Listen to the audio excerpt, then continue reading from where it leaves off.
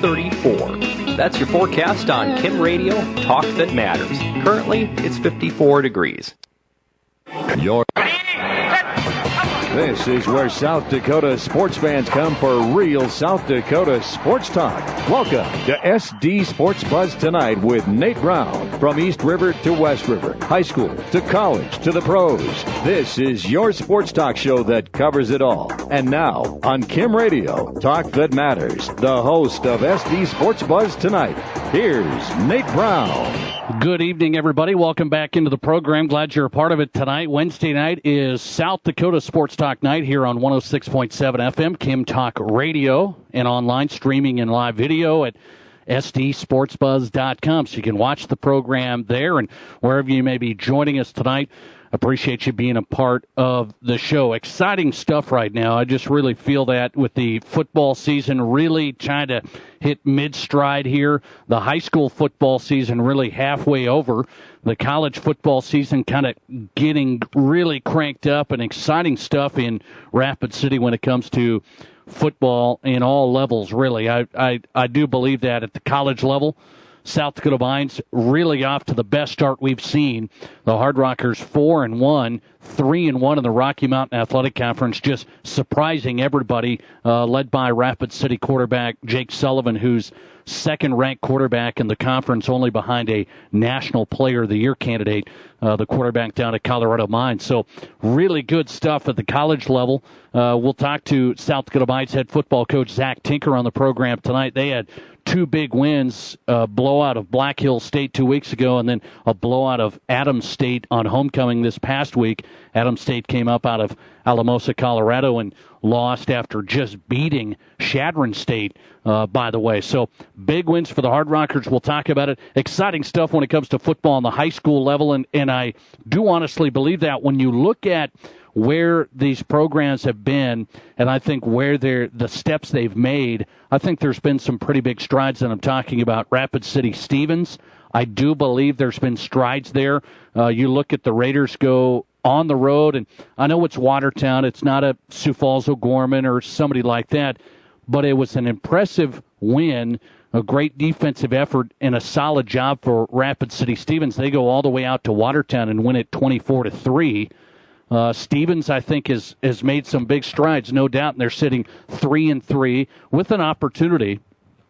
They were, in the high school preview magazine, the statewide preview magazine, they were picked to have 4 wins, and I think that's going to be obviously very doable, maybe even more than that, surpassing expectations. Then on the Central side, it's a really tough deal, I know, for the Central Cobbler football program to be sitting at 1 win, and they aren't quite where they need to be. There's no doubt about that, but we're talking about a program that's trying to build a little bit of tradition here. They've struggled. They've had some bright spots. You go back to the days of Brandon Gorsuch and Alan Schmaltz and some of these players that had some great years at Rapid City Central. They really have had a tough time really since then.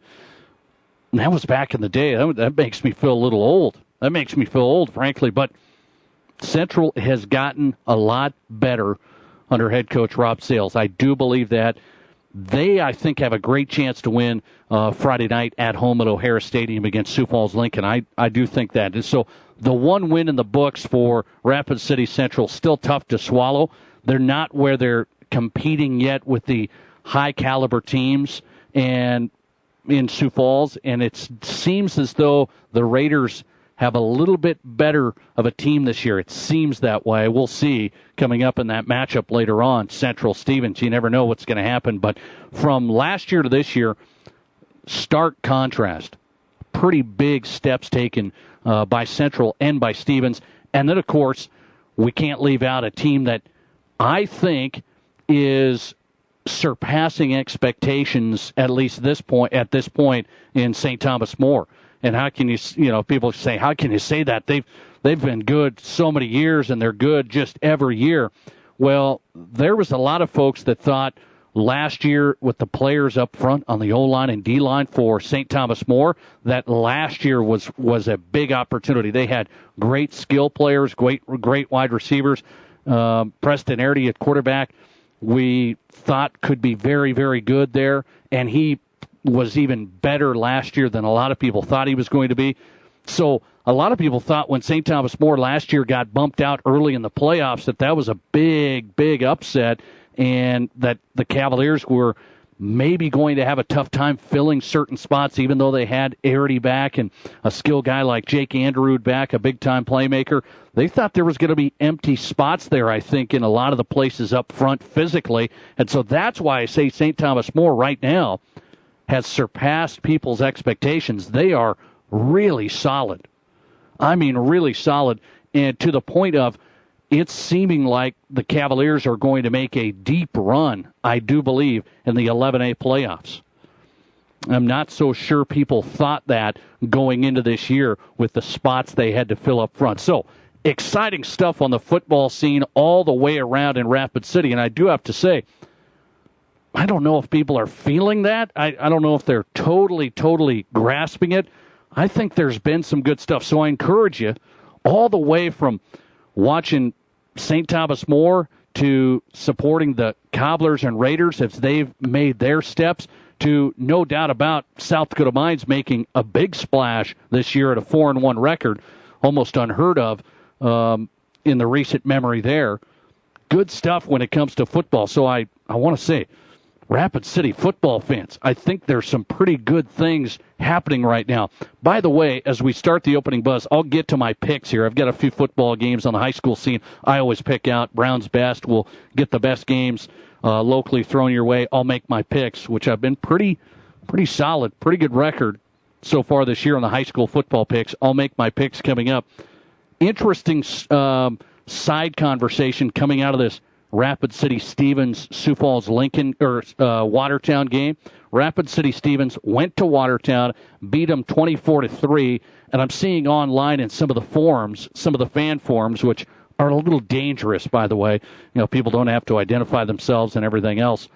I'm seeing some of the talk that, well, Rapid City Stevens maybe tried running up the score by calling a late timeout and then running a pass play and trying to run up the score against Watertown, and people are all kind of getting fuzzed up about it. Really interesting because I don't quite remember that same conversation going when Stevens and Central have been on the short end of some big-time blowouts over the past few years. I don't really remember a lot of outrage of other teams potentially running up the score. And I'm not saying that some of these schools did run up the score, but there's probably a pretty good record of games that have gotten really out of hand over the last few years with Central and Stevens on the other side, and in this case, Stevens. So I just want to caution everybody when, we jump to conclusions here that, Stevens beating Watertown 24-3 and running up the score and all of this stuff. Let's just take it easy there, right now. Let's not jump quite overboard on saying the Raiders are going to run up the score and be unsportsmanlike. I want to make sure we take a rain check on that, because over the past few years, it's been a tough go, and I don't think there's been a lot of people stepping out saying, "Oh man, why does everybody do that to these teams and that team?" So just keep your eye on things here. I don't think it's a huge deal, but there's some folks back east that have been getting a little wound up after the Raiders win over Watertown. By the way, speaking of the Raiders, let's get into the picks, and then we'll get to Jason Andera of Midco Sports Network, preview the high school football weekend coming up. My picks start with Rapid City Stevens going to Sioux Falls O'Gorman. O'Gorman's 4-2. I think a pretty good team this year. They have not been as good as the Washingtons, Roosevelts, Lincolns, and even really Brandon Valley the last couple of years. Sioux Falls O'Gorman used to be the power, and all those other schools really caught up. Lincoln won a couple of titles. You got Washington into the mix. You've got Roosevelt, very, very good, and Brandon Valley's been right there in a couple of state championship games. So O'Gorman's been the program out there, ironically, that's kind of not been as good. But this year, new head coach, still a solid program. I think O'Gorman wins at home But keep an eye on that game. Rapid City Stevens at Sioux Falls O'Gorman. I don't think it's a blowout. O'Gorman's not a team that's really going to blow you away. Central really hung around with O'Gorman early. That was the first game of the year, however. So I look at Rapid City Stevens being able to compete in that game. I think O'Gorman wins it tight. I would love to see Stevens pull off that win. That would be a statement game. That would prove what I'm saying here on this program, so people don't think I'm blowing smoke that these programs have made the great steps here. I do believe Stevens is on the verge, and I think they compete pretty heavily in that game at O'Gorman, even though the Knights probably win a close one. They get them at home. Rapid City Central here at home, Sioux Falls Lincoln Friday night at O'Hara Stadium, and I will take Central in this. Sioux Falls Lincoln has a bad deal going on right now. Their head coach, Aaron Beavers, resigned abruptly. They're trying to piece things together, trying to make sure there's the distractions and all this stuff. So they're having a tough time. Lincoln just lost. And I think Rapid City Central, and in this game, has a great opportunity. I think they do pull it out. It's been a tough go. They've been in some close games. Central only has one win. I think they pull this one out, and that could be a huge one for the Cobblers. So I'll take the Cobblers in an upset over Sioux Falls Lincoln Friday. Spearfish is at St. Thomas More. Spearfish was competitive against a pretty good Huron team, lost by 6 up in Spearfish. Huron's 4-2 this year in 11 AA football. Huron not normally a great football program. Pretty good this year, actually. Spearfish almost beat them. Does that give them a little bump going to St. Thomas More? I don't think so. I'll take St. Thomas More, big win at home over Spearfish. And then one I couldn't decide on. These two programs have struggled this year. Sturgis is really having a tough time, haven't won a game. Sturgis is at home against Belle Fourche, one of the old Northern Hills, Black Hills Conference rivalries.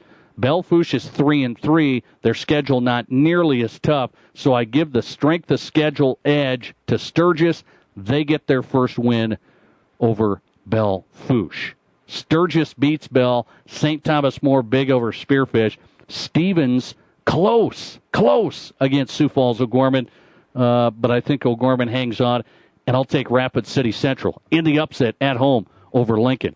Brown's Best in the books. My pick's done. We get into the program next. SD Sports Buzz tonight, presented by Save-A-Lot Food Stores on East St. Patrick Street here in Rapid City. We start by previewing the weekend with Midco Sports Network analyst Jason Andera. He's on live talking high school football next on SD Sports Buzz tonight. Make the mountains your backyard. Make the lake your pool and the night sky your high-definition television. Stop by Dakota Discount RVs today and take a look at our wide variety of new and used fifth wheels, travel trailers, toy haulers, and more. We're sure you'll find something you love at a price you can afford. We take pride in our integrity and service long after the deal, so why pay more for good memories when you can buy with a comfortable, low-pressure, locally owned and operated RV dealer? At Dakota Discount RV, we can make your dreams come true at an affordable price. 3330 East Mall Drive, Rapid City. Fall is in the air, and now is a great time to get into a pre-owned all-wheel drive vehicle with low rates and payments. Buy a 2015 Chevy Equinox all-wheel drive for $296 a month. No money down, no payments for 90 days. Buy a 2015 Chevy Cruze for $199 a month. No money down, no payments for 90 days. The largest selection of certified and used vehicles in western South Dakota. Your new road starts here. Feel the difference at Rapid Chevrolet Cadillac. Exit 60 Rapid City or online at rapidchevrolet.com.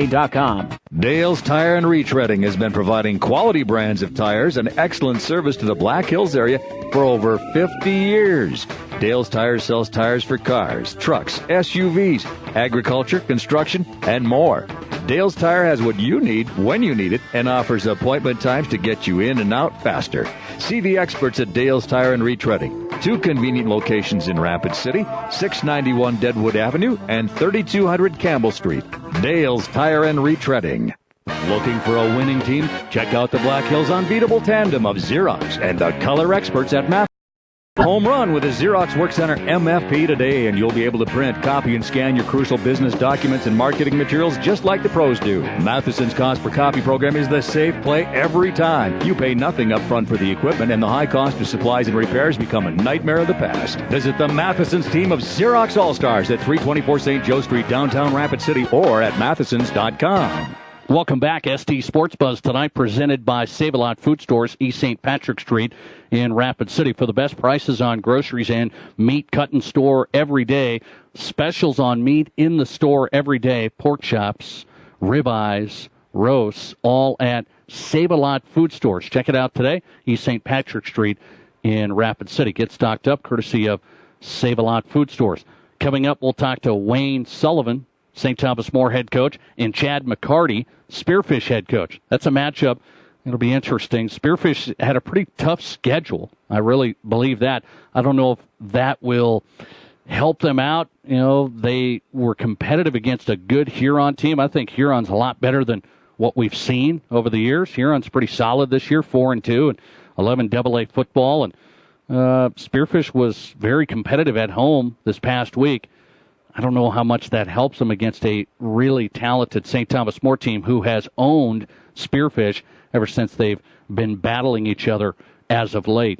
We'll talk to both coaches coming up. Spearfish, Chad McCarty, and St. Thomas More's Wayne Sullivan straight ahead. Richard Anderson of the Rapid City Journal on tap tonight. But first we go out east. Jason Andera, Midcoast Sports Network. They do a great job covering high school football, and Midcoast Sports Network, you know, across the board, college football, high school football, good stuff. But I like Varsity Sports Live, and of course Friday night it's all, you know, from ticker to ticker. Midcoast Sports Network, the place to get all your highlights for high school football. And Jason Andera does a nice job. He's joining us tonight on the Mel's Auto Body Sports Line. Jason, how are you? Hey, I always love being on. Thanks for having me again, Nate. I want to get into this matchup here in 11 AAA. I look at an interesting game. I don't know if you find it interesting or if I'm at a West River bias here. Rapid City Stevens beats Watertown, and I think a pretty impressive win. Watertown hasn't been great, I understand, but they beat them 24-3 out there in Watertown. And now Stevens has to go back out east. That's the tough part about this. They play Sioux Falls O'Gorman. O'Gorman hasn't lit anybody up. Rapid City Central was competitive in the first game of the year out here against O'Gorman. I think that game, Stevens-O'Gorman, is going to be closer than people think. I gave O'Gorman the slight edge. What do you read on that game? Yeah, you know what? Let's just start off that Stevens has been impressive this year, and I really like what Peyton Oxner's done running the football for them. And George Johnson's he's brought a little bit of stability back to quarterback for them, which they haven't had in a while, playing for the second year in a row. And some of their wins, yeah, they've been impressive this year, taking out, I thought, like you said, a good Watertown team. So give Stevens some credit. But I think maybe O'Gorman has overachieved my expectations for sure, and many people's expectations this year. You're right, they haven't blown anybody out, but impressive win, taking out Brandon Valley a couple weeks ago, and just getting an incredible play from quarterback this year from Hunter Thompson, and just a ton of young guys on this team as well that have really stepped up and played well. So I really like what O'Gorman's done so far this season, and I think I don't know how close it'll be, Nate. I think O'Gorman has a big advantage playing at home in this one. Is that right? Okay, I thought so. Well, although Stevens is good, yeah, Stevens is good, but I still think there's at least 3 touchdowns difference. It's the statement win you mentioned it for O'Gorman's over Brandon Valley. That was the big one because Brandon Valley's been pretty darn good. But I look at it, I go, well, you know, Sioux Falls O'Gorman only beat Watertown 31-13. It's similar type deal.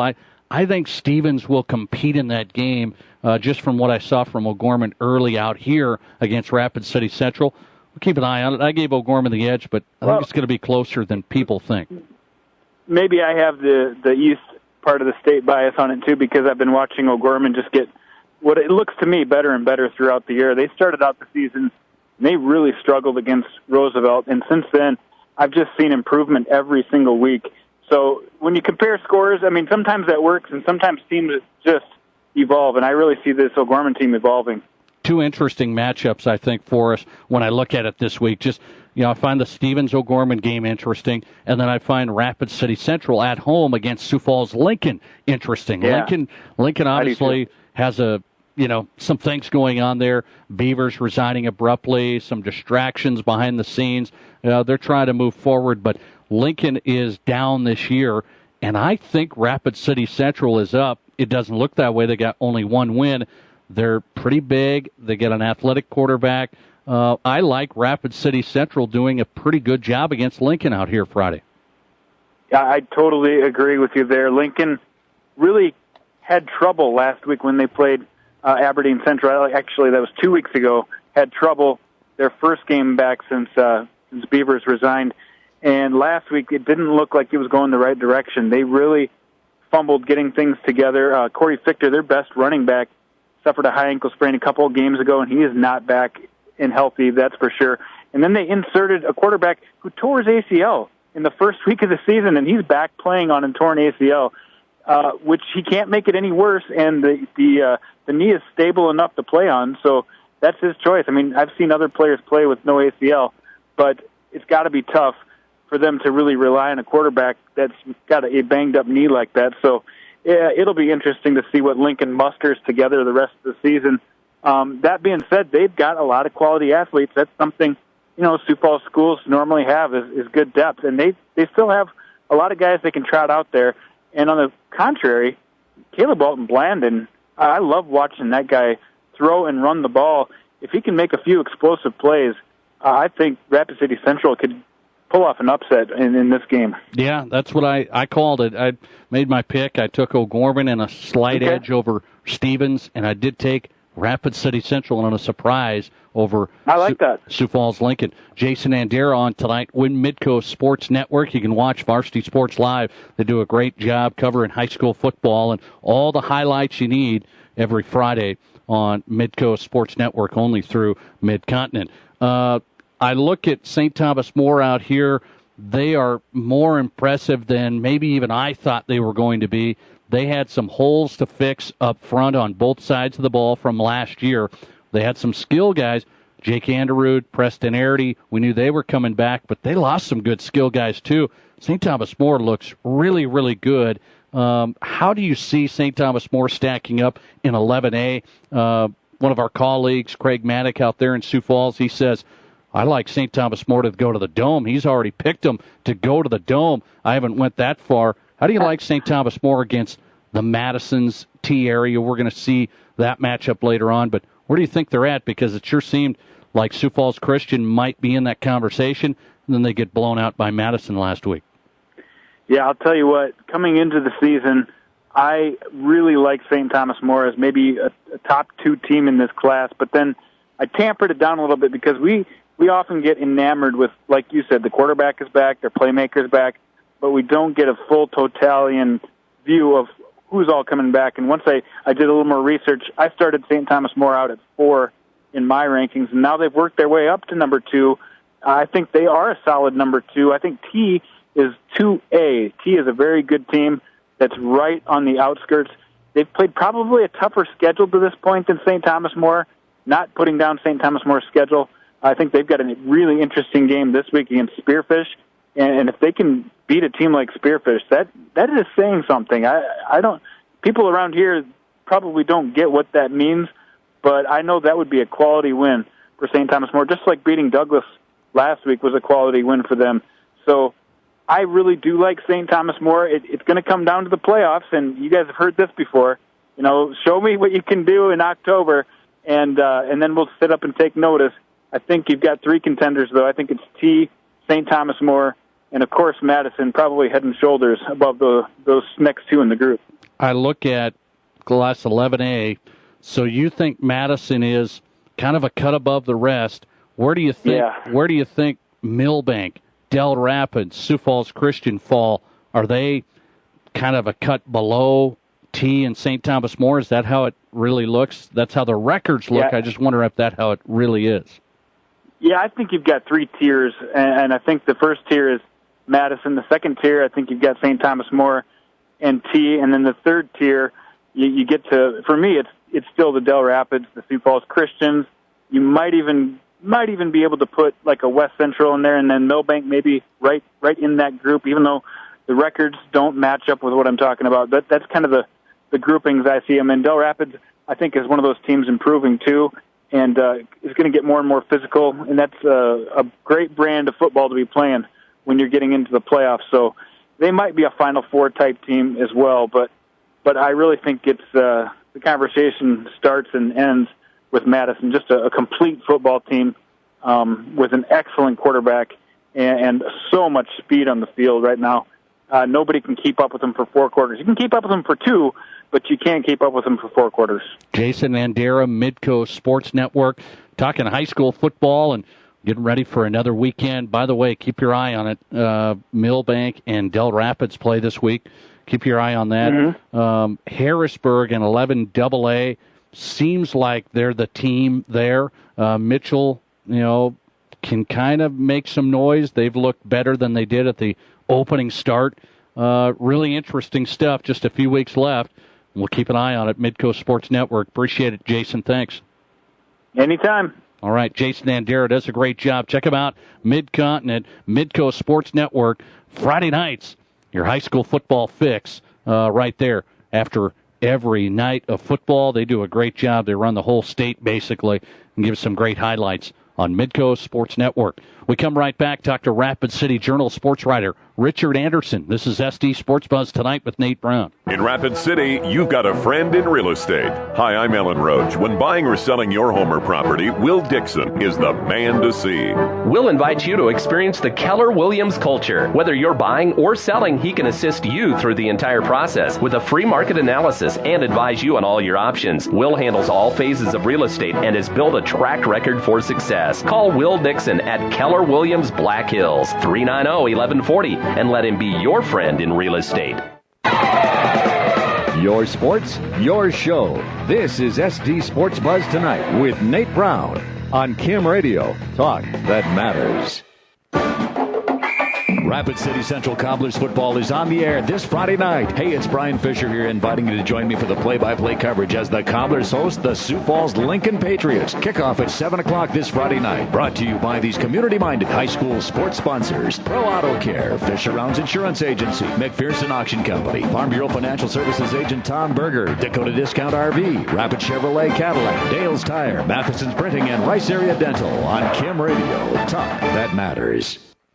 When it comes to shopping for a used vehicle, you can find good, you can find reliable, and you can find affordable. But it isn't too often that you find all three in one vehicle, except when you shop at Pro Auto Care. At Pro Auto Care, all vehicles are inspected and serviced on-site by ASE-certified auto technicians, so you know your vehicle will be reliable. And they're affordable, too, many priced under $4,000. Check them out at Pro Auto Care, 1891 Rand Road, Rapid City, 342-0857. Customer service and knowledge. You expect it, and we provide it. As a general insurance agency, Fisher Rounds & Associates has aligned itself with the nation's strongest carrier networks, giving you the highest quality coverage at the best possible price. When it comes to claims or other issues, we handle everything so you don't have to. That's what we mean when we say we're at your service and at your side. Fisher Rounds & Associates, proudly serving South Dakota with offices in Pierre, Mitchell, Rapid City, Sioux Falls, and Watertown. And we're back. SD Sports Buzz Tonight presented by Save-A-Lot Food Stores. We're Save-A-Lot, East St. Patrick Street in Rapid City. For the best prices on groceries, hands down, get into Save-A-Lot Food Stores. Fresh produce, fresh meat, Save-A-Lot Food Stores. Discounts throughout the store. It'll blow you away. Believe me, I go in there a lot for a lot of the great deals at Save-A-Lot Food Stores, East St. Patrick Street in Rapid City. Coming up, we'll preview more high school football matchups. Spearfish St. Thomas More, a game that people are looking at. I think Spearfish has their hands full there, quite honestly. I really do. They were competitive against Huron, Spearfish was, and that kind of surprised me. Spearfish has been up and down, and Huron's a pretty good team. I mean, that's a pretty athletic team. They have good quarterback play this year, and Spearfish was on the verge. They only lost by 6. So that's, I think, why people are saying, well, Spearfish might be able to play with St. Thomas More, and I don't know about that. St. Thomas More really, really solid. We'll talk to Wayne Sullivan coming up, Cavalier head coach, and Chad McCarty on the way, the Spearfish head coach. That's all on tap. Zach Tinker straight ahead, head coach of the South Dakota Mines Hard Rocker football team that's just splashing out of the scene here in the Rocky Mountain Athletic Conference in a big way, and I think most everybody is just surprised about the unbelievable run and the unbelievable offense that has been produced. Hard Rockers are 4-1, 3-1 in the Rocky Mountain Athletic Conference, and a great opportunity this weekend as they take the long road trip down to Las Vegas, New Mexico. Not Las Vegas. Everybody wants to go to Vegas for the weekend, right? But not quite Las Vegas, New Mexico. That's where the Hard Rockers have to go this weekend. We'll talk to Zach Tinker as they play New Mexico Highlands. And the Hard Rockers could move their record to 5-1. Very impressive start. Guy that covers the Hard Rockers, the Yellow Jackets, high school football. He actually covers it all for the Rapid City Journal. Journal sports writer Richard Anderson on tonight on the Mills Auto Body Sports Line. Rich, how are you? I'm doing good, though. You mean that game's not in Nevada? You're going to the wrong place, man. You're going to the wrong place. I got to change my airlines. Oh, jeez. I was going to say, I'm glad. Everybody wants to go to Las Vegas for the weekend, right? I mean, not quite the same scenario. By the way, I do want to touch on that. You covered that game, New Mexico Highlands, Black Hills State, this past weekend. Yellow Jackets win it easily. It was kind of a slow start, turnovers for the Yellow Jackets. Then they just ran all over them. They won it 36-10. What do you see in that matchup, New Mexico Highlands, South Dakota Mines? A lot different because the Hard Rockers have to make the long trip, but what do you see there posing challenges for the Hard Rockers, or do you think that's a pretty good opportunity for South Dakota Mines to get another win? Well, I think it is.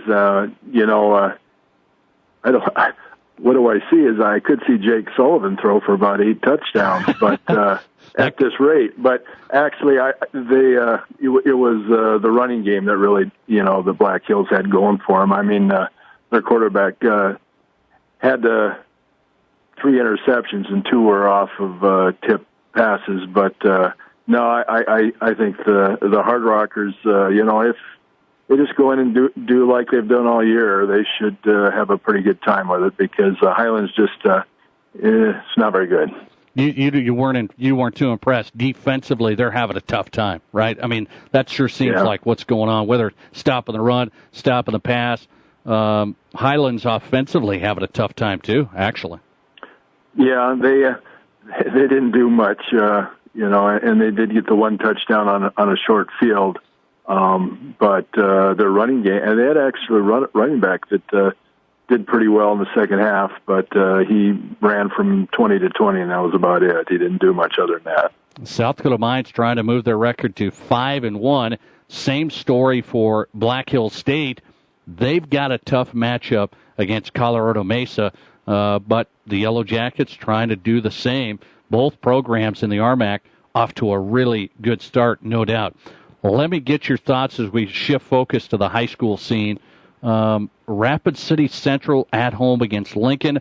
I just made my pick. I take Central in a so-called upset. Lincoln's kind of in upheaval. Their coach resigned abruptly. There's that distraction and everything else. They have injured players playing in key positions. What do you see Friday night?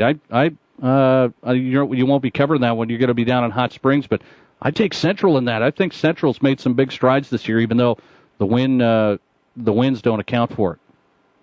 Yeah, I think when you look at the schedule, I think this is a winnable game for them now.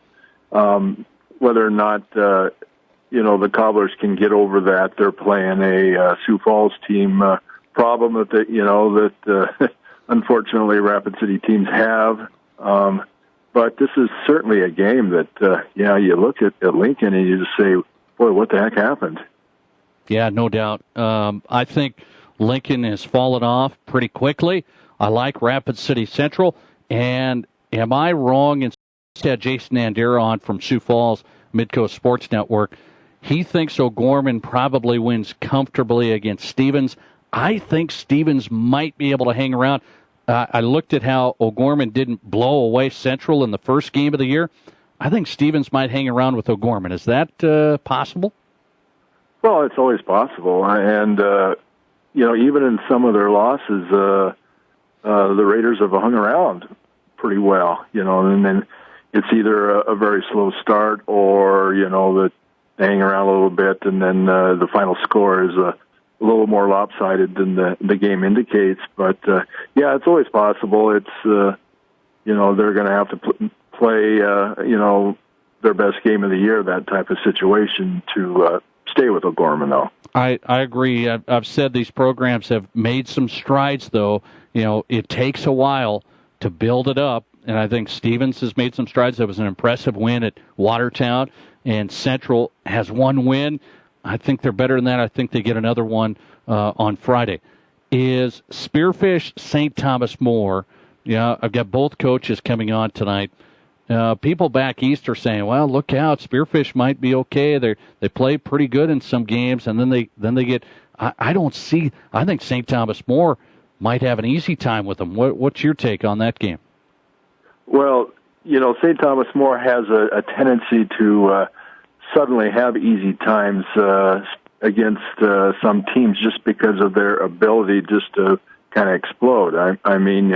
You can stop them, and then it's all of a sudden off to the races, and suddenly those games get out of hand. Well, but with that said, Spearfish, it just depends which team shows up. Yeah, I mean they've been all over the map. I mean, that last week Huron's pretty good. I mean, the Spearfish played with a pretty good team. Yeah, they did, and it's probably a win that. That Coach McCarty will probably say, we should have probably won that game last week. And after covering STM and Douglas last week, I was kind of hanging around the after-game huddle, and the coaches, Coach Sullivan always gives a little pep talk there, and sometimes he gets on them a little bit. But he did say, hey, you guys are going to have to play a little better because, Spearfish is going to punch us in the mouth a little bit, so we got to react a little better than they did last week against Douglas. And so I think that's, extremely possible. Interesting. Interesting. Yeah. You just have to wait and see which teams show up. Yeah, that's right. Spearfish has been inconsistent. That might surprise me, but I was kind of surprised when they were on the verge of beating Huron last week too.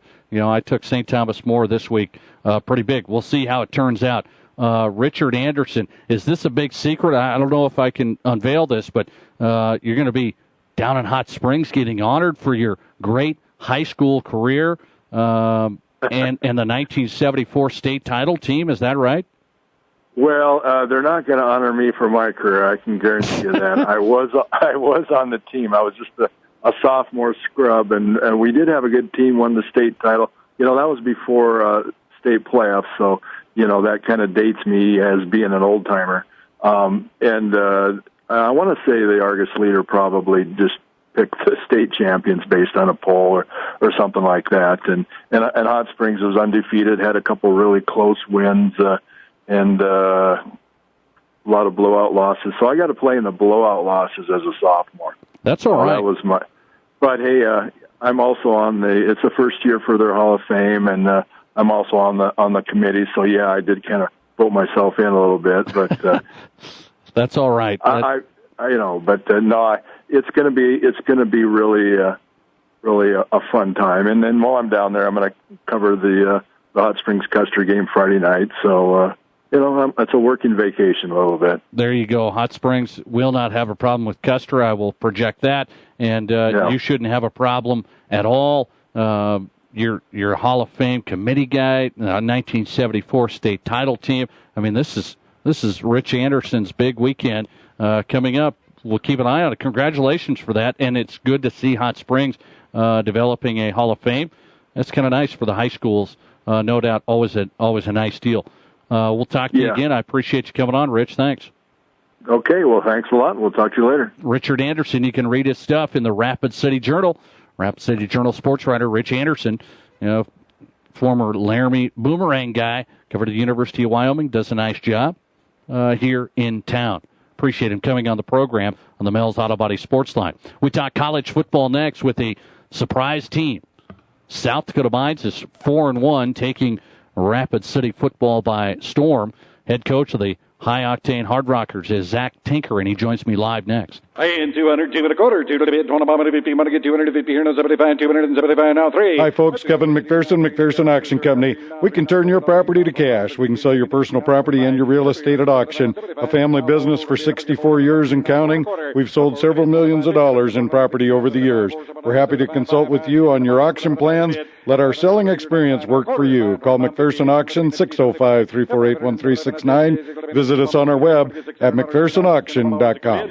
Sold it here for $575.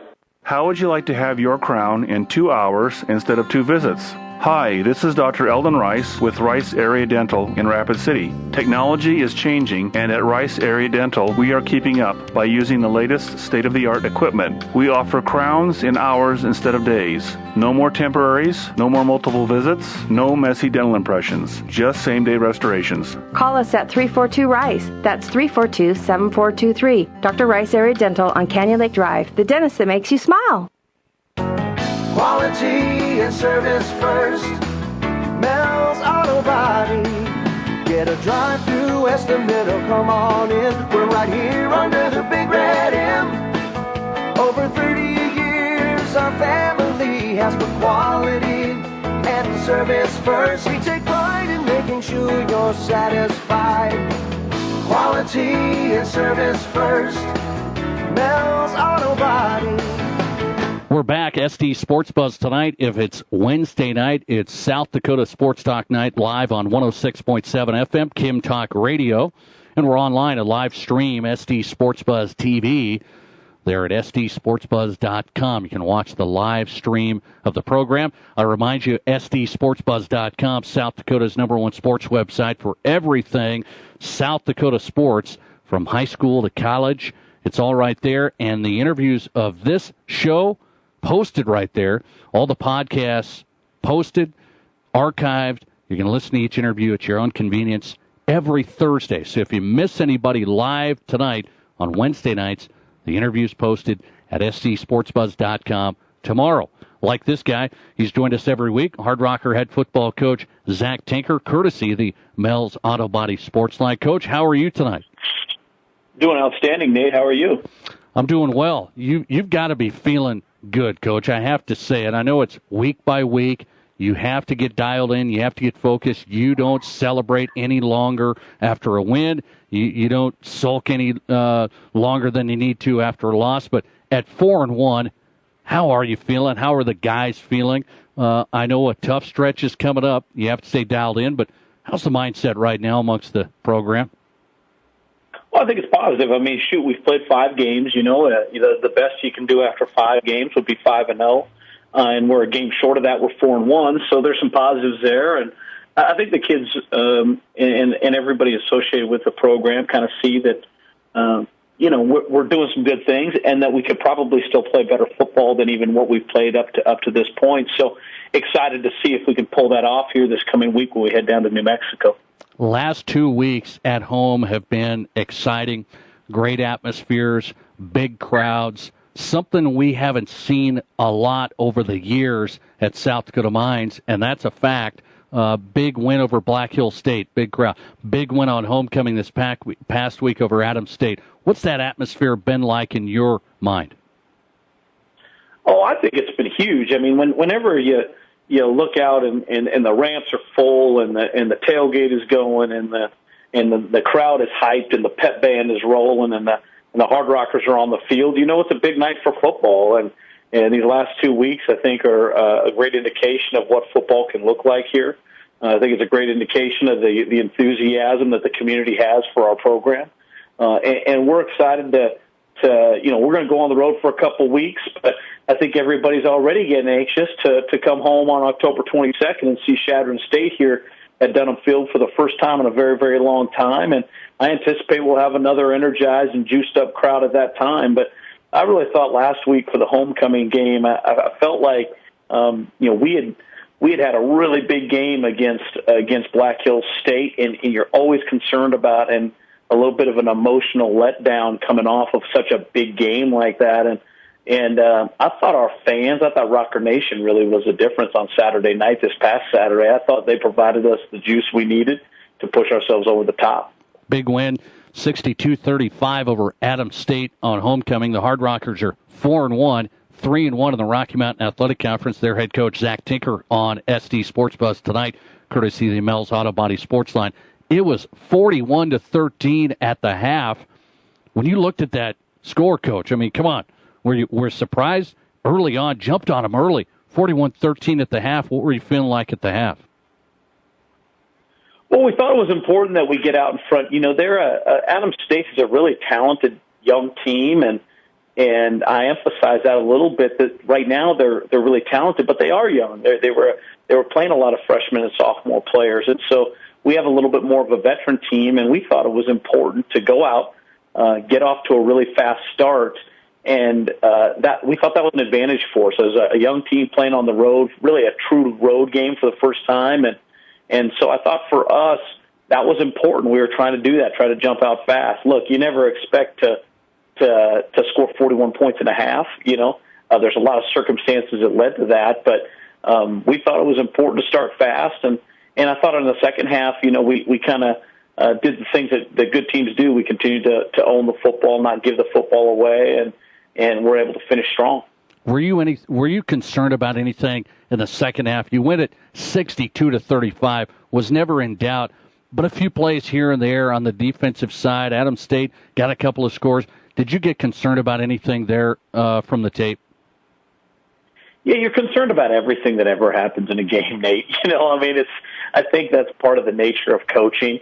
You know, everything is the end of the world when it's going bad, you know, and so if something bad happens, you try to fix it. That's the nature of coaching. But, you know, there's ebbs and flows in games. I told you Adams State's a talented football team. They're going to make plays. They're not going to just stand around. They're coached by a former NFL player, a guy who's a Washington State University Hall of Famer who knows more about offense than I've ever even considered. So, you know, they're going to do a great job. They're going to come back and fight. Their team showed a lot of fight. Our team continued to fight. And, you know, at the end, we had at least one more point than they did, and that was what the plan was going into Saturday, and we came out that way. Now you get ready. We're talking to Zach Tinker, head coach of the Hard Rockers. They're 4-1 on the road this weekend. You joked about it a little bit. Everybody looks forward to going to Vegas for the weekend. A little bit different story here. Las Vegas, New Mexico. New Mexico Highlands, winless. They don't have a win. They've got a young QB playing. They've had a tough time on the defensive side. What's the message to your guys where you're starting to roll now? You got it rolling. It's very key, games like this. Every game's key, but game where team hasn't won, you make the long road trip. What's the message here to the guys right away? Yeah, our message is to play with more enthusiasm. I thought that we really relied on our crowd on Saturday night to generate a lot of the juice. And you know, we really emphasize that this week is come out and have great enthusiasm. And I thought our players, you know, we practiced Tuesday and Wednesday morning, and I thought those were two of the juiciest practices we've had all year. The kids are excited for the opportunity to go down to New Mexico Highlands. We've never been down there before. I'm excited to get to Vegas, you know, and you know, we're going to go down there. We're going to play a team that's on their homecoming, you know, so you know it's going to be an emotional game for them. And they're a team that has really done some really good things. You know, they really gave Black Hills State all they could handle for 3.5 quarters last weekend. I think they're a team that is young, but is really, they have a good identity. They know what they want to be, and they're working towards getting there. And I have no doubt in my mind that New Mexico Highlands is going to be successful before this season is said and done. I'm just hoping they can hold off for one more week, and maybe we can give them a hard time this coming Saturday. But we certainly, you know, we're not a program that ever does anything other than respect the opponent that we're getting ready to play. We know that they put in the work. They're putting in the time. I know their players are practicing and studying and watching the film just like our kids are. And it's an emotional game, and we want to make sure that we bring our enthusiasm down to Las Vegas, New Mexico with us and do anything we can to find one more point on the scoreboard for the Hard Rockers and come home with a W. Is it really tough, a long trip like this? This is the longest trip of the year. Long trip like that, mentally and physically, how tough is that? It is, but it's the nature of what you do at the Division II level. You know, Adams State took a long trip to play us last week. You know, in a few weeks, Fort Lewis is going to make a long trip to come see us. You know, that's the game, and so you just have to go do what you do, I've probably communicated with a lot of coaches over the years, and no one's ever said to me right beforehand, hey, it was a long trip for you, so we're going to spot you 7 points, At the end of the day, both teams are going to go out there. It's called home field advantage for a reason, and, when you go on the road, that's part of the deal, and, yeah, it's tough on you mentally, physically, emotionally, all those things, but that's what we sign up for. We get to play the best game in the world, which is college football. So we only get 11 guarantees during the course of a year. So certainly getting on a bus, and that's a first world problem when it's all said and done. We're excited for the opportunity and can't wait to get down to New Mexico. I'll let you run with this. Zach Tinker, head coach of the 4-1 Hard Rockers, on tonight. They're at New Mexico Highlands this week, then back on the road at Golden, Colorado, in a tough matchup next week with Colorado Mines. We'll talk about that later after this weekend. But Jake Sullivan had 7 overall touchdowns, 6 passing touchdowns, a school record, 1 rushing touchdown. What's his level of play right now? He's had a couple of good weeks here. Yeah, Jake's playing at a high level. I mean, there's no question about it. I would submit to you that the unit offensively, since we came back, we were really humbled and really did not represent ourselves very well when we went down to Pueblo, Colorado to play CSU Pueblo, a fine football team that outplayed us on that night. But, boy, we weren't really impressed with ourselves. We didn't put our best foot forward. And I think we had some good discussions coming back from that game and tried to re-identify the things that we're all about. And as a unit, I think that unit and the leadership of that unit has come through, and the players have taken ownership of their responsibilities. They're holding themselves accountable, and we're playing a better brand of Hard Rocker offense, getting back the high-octane nature of what we do. That's what the expectation is. And I think Jake's been the beneficiary. Look, the young man's a fine quarterback. There's no question about it. But that offensive line is really playing extremely well. The receiver position has been really sharp. The running backs have been giving him a ton of support. So I think he's really been the beneficiary of a unit that has really come together and is playing at a high level. I do think as the bus driver, if you will, the guy with his hands on the wheel, there's no player that I've ever been around that I trust more to hand the keys of the bus over to than I do Jake Sullivan. He is ready to go on every single Saturday. He's preparing himself every single Saturday, and I trust him with everything I have that he's going to be able to be ready on Saturdays and perform for the Hard Rockers every single time. 2 big offensive weeks as a unit, no doubt. 2 big back-to-back offensive weeks, 2 big wins, and now the Hard Rockers 4-1, looking to go to 5-1 on the road Saturday at New Mexico Highlands. Head coach is Zach Tinker. Appreciate it, Coach. Thanks. As always, Nate, it was great to be with you. Rock on. Appreciate Zach Tinker doing a nice job giving us some time tonight talking Hard Rocker football. And I'm telling you, South Dakota Mines taking Rapid City by storm, taking the Rocky Mountain Athletic Conference here early on, surprising a lot of folks, no doubt, where they were projected to be and where they're at now. Big game on the road this weekend. Long road down to Las Vegas, New Mexico, taking on New Mexico Highlands, and the Hard Rockers trying to move to 5-1 would be an unbelievable start. We haven't seen that at South Dakota Mines, I would guess, for a very long time. I'll have to look up that stat. That's one stat I'm missing. We come right back into the high school football scene. Spearfish head coach Chad McCarty joins me live next. Spearfish, a big challenge as they play St. Thomas More this week. We'll talk to the head coach of the Spartans, Chad McCarty, next on SD Sports Buzz tonight, presented by Save-A-Lot Food Stores here in Rapid City. You've got it locked on South Dakota's sports talk show, SD Sports Buzz tonight with Nate Brown on Kim Radio. Talk that matters.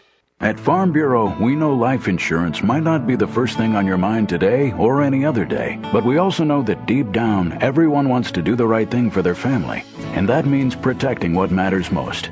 You might not want to think about life insurance right now, but right now is the right time to talk to a Farm Bureau agent. We'll make it easy for you. Farm Bureau agents make insurance simple. Call me, Tom Berger, your Farm Bureau agent in Rapid City, at 348-3470. Make the mountains your backyard. Make the lake your pool and the night sky your high-definition television. Stop by Dakota Discount RVs today and take a look at our wide variety of new and used fifth wheels, travel trailers, toy haulers, and more. We're sure you'll find something you love at a price you can afford. We take pride in our integrity and service long after the deal, so why pay more for good memories when you can buy with a comfortable, low-pressure, locally owned and operated RV dealer? At Dakota Discount RV, we can make your dreams come true at an affordable price. 3330 East Mall Drive, Rapid City. In Rapid City, you've got a friend in real estate. Hi, I'm Ellen Roach. When buying or selling your home or property, Will Dixon is the man to see. Will invites you to experience the Keller Williams culture. Whether you're buying or selling, he can assist you through the entire process with a free market analysis and advise you on all your options. Will handles all phases of real estate and has built a track record for success. Call Will Dixon at Keller Williams Black Hills, 390-1140, and let him be your friend in real estate. We're back on SD Sports Buzz tonight with Nate Brown, presented by Save-A-Lot Food Stores for your best prices on groceries. Fresh produce, all the staples you need, fresh meat cut in store daily. It's Save-A-Lot Food Stores. Get in and check out the specials they have right now on steaks, pork chops, all at Save-A-Lot Food Stores. Really, really low prices. Save-A-Lot Food Stores, East St. Patrick Street here in Rapid City. Coming up, Wayne Sullivan, St. Thomas More head football coach, as the Cavaliers get set to host Spearfish. On the other side of that is head coach for the Spartans, who joins us right now, Chad McCarty, as Spearfish comes into Friday night's matchup 3-3. Coach McCarty on the Mel's Auto Body Sports Line. Coach, how are you? Good. How are you? I'm doing well. Let me get your perspective here of this season. 3-3, some challenging games, and I think your schedule's pretty salty. You throw in Rapid City Central and a Mitchell and Huron. Pretty tough schedule, and it doesn't get much easier when you have to face a team like St. Thomas More either. But when you look at where you're at, Coach, right now, 3-3 through this run, what's your sentiment and perspective of where you're at? Obviously we're not completely happy, but we're okay with where we're at. We thought we probably should have played a little bit better against Huron. They're obviously a tough team, but it's a little play calling there at the tail end of the game, last 4 or 5 minutes there, and it could have been a little bit different game. Mitchell, I thought they were good. And that Negabauer kid's probably the best running back we've seen all year. And then Central was a tough game for us. I made the comment earlier that I did a bad job of preparing them for the speed of Central's team.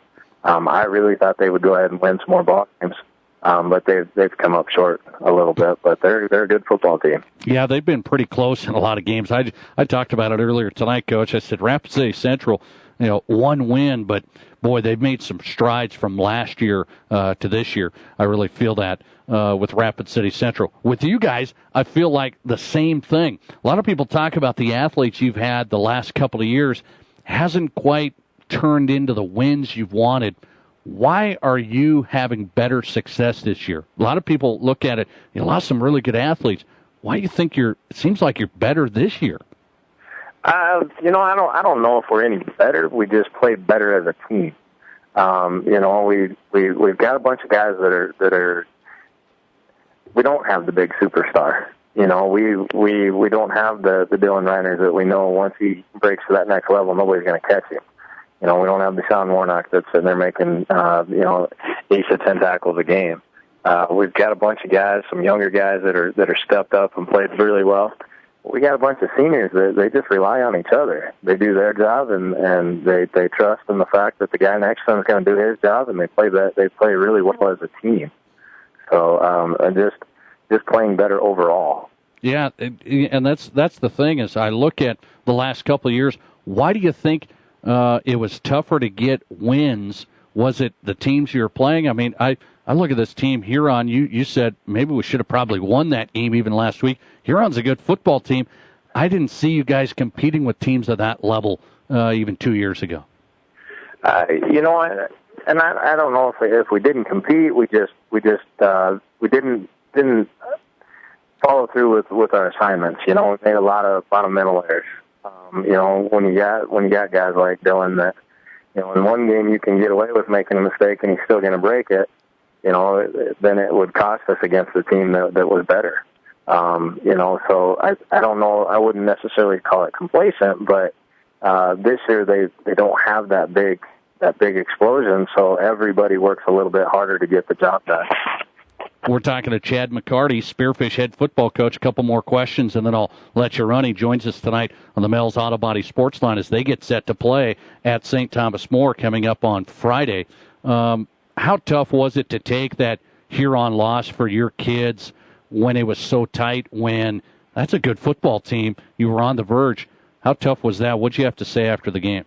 I just told them to keep their heads up. They fought a good game. I thought their quarterback was probably the best quarterback we'd seen all year. He made some great throws, and you get in and battle, and it was fun all the way to the end. It wasn't a blowout one way or the other. It was a good, hard fought football game. So I just told them if we're going to meet the goals we want to make, we got to get back to work and get after it. So they've kind of come in this week with a little bit of chip on their shoulder, and we have not been successful against St. Thomas More in the last 7 years, and so they're kind of wanting to get after them. So we kind of looked at it that way. That's why I wanted to ask you is this might give you, even though a loss like that, you never want to lose, but it seems like maybe it gives you a little boost that, hey, we played against a high-level 4-2 Huron team at the 11 AA level.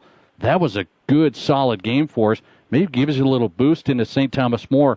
Why have you struggled against St. Thomas More over the last few years? I think Coach Sullivan, Coach Nalani, they've done a great job of putting together a good program. Every year it seems like they just reload. They don't skip a beat. They don't have to, okay, we got some young guys here and we got to go through the ranks. It's every year they've got guys that are ready to step up and play the game, and they're very well coached. You've had 3 shutouts this year where you have shut teams out. Do you feel like defensively you can slow down St. Thomas More this year better than before? I mean, they've put up a lot of points against you. Defensively, you feel like you're better this year? I do. Like I said, we don't have that. We don't have that Sean Monarch at Millbacker. We've got guys that are all, they're all working hard together. So I really think we'll do a better job defensively. Like I said, it's obviously you go into the game thinking, yep, we got this done. But I know Coach Sullivan's going to have some tricks up his sleeve, and like I said, they're very well coached. So they can explode at any point and really throw points on the board quickly. So as long as we kind of take care of some things and don't let them get over the top of us with their fast receivers, and I think we'll be okay. It'll be an interesting matchup. I'll let you run with this, Coach. You said the Huron quarterback you thought was the best quarterback you faced at this point. What do you think about Preston Airdy over there at St. Thomas More? Obviously a good quarterback, and like I said, very well coached. Coach has had some phenomenal quarterbacks. Jake Sullivan, and he's setting records down at Mines right now, and those guys they're good. So we're not taking anything for granted. We're just going in with the attitude that we got to get after it, get to work, and play our game. Look forward to seeing it, Coach. 3-3 Spartans under head coach Chad McCarty playing at St. Thomas More on Friday. Really appreciate it, Coach. Thanks. Thank you. All right, Chad McCarty tonight, head coach in Spearfish, joins us on the Mel's Auto Body Sports Line. Interesting matchup there. Interesting. Spearfish seems better, quite a bit better this year, seems like, than the last couple of years, even though it seems like football-wise, talent-wise, they had a bunch of athletes up there, couldn't quite put it together the last couple of years. Seems like this year they've got some good things going on from top to bottom. And look at that matchup. We'll talk to Wayne Sullivan coming up on the St. Thomas More side and get his perspective. First, a recap of this matchup. Douglas just lost to St. Thomas More this past week. What was Dan Machachuk's reaction there and his takeaway for the Douglas Patriots? They battled. They just couldn't do much on offense. We'll talk to Coach Magic out at Douglas next. Fall is in the air, and now is a great time to get into a pre-owned all-wheel drive vehicle with low rates and payments. Buy a 2015 Chevy Equinox all-wheel drive for $296 a month. No money down, no payments for 90 days. Buy a 2015 Chevy Cruze for $199 a month. No money down, no payments for 90 days. The largest selection of certified and used vehicles in western South Dakota. Your new road starts here. Feel the difference at Rapid Chevrolet Cadillac. Exit 60 Rapid City or online at rapidchevrolet.com. Dale's Tire and Retreading has been providing quality brands of tires and excellent service to the Black Hills area for over 50 years. Dale's Tires sells tires for cars, trucks, SUVs, agriculture, construction, and more. Dale's Tire has what you need when you need it and offers appointment times to get you in and out faster. See the experts at Dale's Tire and Retreading. 2 convenient locations in Rapid City, 691 Deadwood Avenue and 3200 Campbell Street. Dale's Tire and Retreading. Real South Dakota sports talk for real South Dakota sports fans. This is SD Sports Buzz Tonight with Nate Brown on Kim Radio. Talk that matters. And welcome back to the program, SD Sports Buzz Tonight with Nate Brown, 106.7 FM Kim Talk Radio. We welcome you in throughout the listening area, also online where you can watch the program, SD Sports Buzz TV, courtesy of SDSportsBuzz.com. Go to SDSportsBuzz.com to watch the show each week, wherever you may be on your mobile device, laptop, computer, whatever. SDSportsBuzz.com, giving a live feed, and also SDSportsBuzz.com, your home for all interviews in podcast form after tonight's program concludes. All those interviews posted right there at SDSportsBuzz.com tomorrow in case you miss anybody tonight. Scott Hagan coming up, Rapid City Stevens head coach. Raiders with an impressive win, I really think so, out at Watertown. Watertown not going to set any records this year, but not a really tough team. Not having a tough time in a lot of games. They're competitive in a lot of games, Watertown is. But Stevens, I thought, nice win at Watertown, 24-3. We'll talk to Scott Hagan coming up. I think the Raiders might be able to hang around against Sioux Falls O'Gorman this week. We'll talk to him straight ahead. Talk Denver Broncos football. The Broncos writer Doug Ottawa will join us tonight from Denver. We'll talk Broncos football, and Wayne Sullivan straight ahead at St. Thomas More as they host Spearfish. The game we were looking at last week was Douglas and St. Thomas More. They battled over the years. Head coach out at Douglas, Dan Machachuk, back on the Mel's Auto Body Sports Line. Coach, how are you? I'm doing good. How are you this evening? Good, Coach. I want to get your take on this last game as you get ready for another tough one, no doubt, at Harrisburg. But St. Thomas More, defensively, you stymied a lot of things. I really thought so early on. Tackled well. I was impressed with how you played defensively. What was the deal on the offensive side? What was the big problem there? Well, I tell you what, offensively, we sure stunk it up here on last Friday. We just couldn't get any consistency. Like I've said before, when we are bad on offense, we're just not a very good football team offensively, and our defense played well, as you said. So, it was just we got confused up front. They were, moving their guys around, slanting, and we knew they were going to do, and just couldn't get our blocking schemes down. We kind of went and started doing our own thing instead of running our zone scheme that I'm a firm believer in. Couldn't throw the ball very well. Either we were, giving up our pass protection, or when we were open, we weren't hitting receivers. We get that first stop right away against St. Thomas More, and we forced them to punt. We get a heck of a nice return by Branson Taylor, get the ball out to about the 40, 45-ish, I think, and our first play, we're out of shotgun and snapped the ball over quarterback's head, and that kind of pretty much set the tone for us offensively all night. Was it you guys mentally, or does St. Thomas More defensively, their speed, their movement, the blitzing, does St. Thomas More provide all those problems? They do. They do a great job. You can't deny that. Coach over there does a great job, and, they stunt, they move around, they blitz. But we worked on it hard this week, and I think, part of the trouble is when you play a team like a St. Thomas More and they have a lot of team speed, is you can't replicate the speed that you're going to see when these linebackers are seeing the holes and shooting gaps and stuff like that. So, it did present a big problem to us, but I kind of felt like also we mentally up front just kind of fell apart, and we started doing kind of our own thing. And, you know, the thing with us up front is we can't. We have to have 5 guys going the same way, doing the right thing, getting our heads across people, moving feet, double teaming the linebackers, and, you know, we just didn't get that part done. But, you know, it's a mixture of things, I think. You know, St. Thomas More did a great job, and, you know, we just didn't come to play offensively. Defensively, I said, you know, locked down quite a few things. You ended up losing the game 28-7, but you were hanging around defensively. You know, you guys were out there a lot. What did you think defensively that you were most impressive with? You know, I think defensively is probably the best defensive game we've ever played against St. Thomas More. And I mean, it takes back, you know, for quite a while, even the season that we were, I think, 8-1 in the regular season. You know, we did a lot of great things. You know, we tackled well. We spent a lot of time just kind of figuring out, you know, what we thought we needed to be able to do. And I think with St. Thomas More, number one, you can't dictate their speed on offense. They have some really fast kids.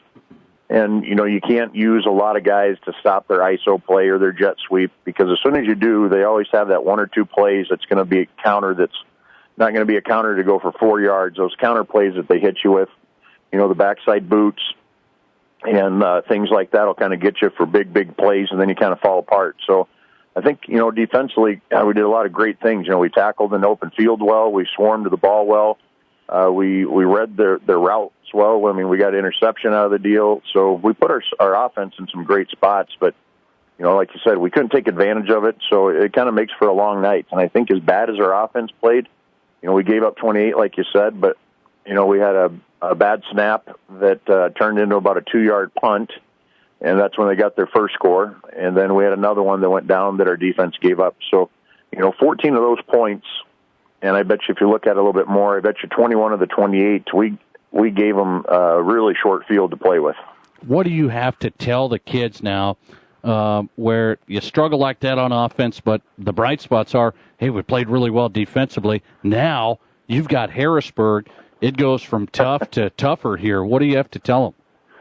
Well, we just kind of went back to the basics. You know, we you know, get them to believe and understand that the system's going to work. We just got to make it work, and we got to do what we need to do as far as what you're being coached up to do. So, you know, the one thing that I do like for the fact is, you know, Harrisburg's a big football team. They got some big kids up front. They're kind of a different philosophy where they're going to kind of sit back and let those big guys swallow you up and let their linebackers fly, where I feel like St. Thomas More, they had a lot of speed, and, you know, they were shooting gaps and flying through, and we were missing blocks left and right. So, I mean, for us, I mean, hopefully we can keep our pad level down, get some bodies on, because I believe we have some really good running backs in Branson Taylor and Jared Boswell. I mean, they run the ball just as well as anybody around in the state so far this year that I've seen. So if we can get them some seams, get some positive things going, not go backwards, no false starts, no holding penalties, catch a couple passes, I think we could, you know, be productive a little bit on offense.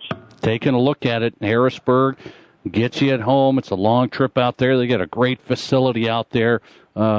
You guys really, is a message too right now, nothing to lose, guys. We just got to continue to get after. Nothing to lose. We've got some nice challenges ahead here. Well, you know, yeah, that's true. And, you know, the big challenge for us is to go out there and play, not to go out there and go get our faces kicked in. So, you know, last year against St. Thomas More, we played pretty tough, but we got beat worse, I think, than we did the year before. So, I mean, the positive side is if we can go out and play defensively as well as we did last week, and then start moving the ball a little bit, put some points up on the board earlier, you know, in those first 2 quarters, maybe they're sleeping on us. I mean, they're a great football team. They're number 1 in the state, AA. They play some very tough opponents, and, you know, we kind of got them sleeping a little bit last year, and we took them in overtime. So why does it need to be any different for our kids this year, I tell them. Yeah, I remember that matchup. You know, people were surprised by it. We'll be interested to see Friday. Douglas goes to Harrisburg, and head coach of the Patriots, Dan Machacek. Coach, thanks a lot.